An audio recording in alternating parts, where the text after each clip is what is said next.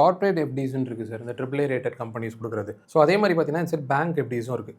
So இது ரெண்டும் comparatively எது சார் பெஸ்ட்டு? அதாவது இப்போ ஒரு 1% 2%க்கான அதிக ரிஸ்க் எடுக்கிறேன்னா இதுவும். இப்போ நீங்கள் கார்ப்பரேட் ஃபிக்ஸட் டெபாசிட் அப்படின்னு பார்த்தீங்கன்னா வந்து உங்களுக்கு வந்து அந்த 1% 1.5% எக்ஸ்ட்ரா இன்ட்ரெஸ்ட் ரேட் வரும். ஆனால் எல்லா கார்ப்பரேட் ஃபிக்ஸட் டெபாசிட்டும் உங்களுக்கு வந்து ரிஸ்கி அப்படின்னு சொல்ல முடியாது. ஸோ ஃபார் எக்ஸாம்பிள் இப்போ ட்ரிபிள் ஏ ரேட்டட் அப்படின்ட்டு ஒரு கம்பெனி இருக்குன்னா கார்ப்பரேட் ஃபிக்ஸட் டெபாசிட் எப்படி பார்க்குறாங்கன்னா ட்ரிபிள் ஏ ரேட்டட் கம்பெனிஸ் வந்து ஹையஸ்ட் சேஃப்டி அப்படின்றது ஒரு ரேட்டிங் ஏஜென்சி வந்து ரேட் பண்ணியிருக்கிறாங்க அந்த கம்பெனியோட ஃபினான்ஷியல் ஸ்ட்ரென்த்தை அனலைஸ் பண்ணி. இந்த மாதிரி கம்பெனிஸ் எல்லாம் கொஞ்சம் கூட ஸ்டேபிளாக இருக்கும். டபுள் ஏன்றது அதுக்கு அடுத்த லெவலில் ஹை சேஃப்டின்னு சொல்கிறாங்க. சிங்கிள் ஏன்றது மாடரேட் சேஃப்டி. அட்லீஸ்ட் ஒரு டபுள் ஏ அண்ட் அபோவ் இருக்கக்கூடிய நிறுவனங்களில் நம்ம இன்வெஸ்ட் பண்ணலாம். அதுவும் வந்து கரெக்டாக வந்து பெர்ஃபார்ம் பண்ணிகிட்ருக்கா அப்படின்றதையும் ரெகுலராக செக் பண்ணணும்.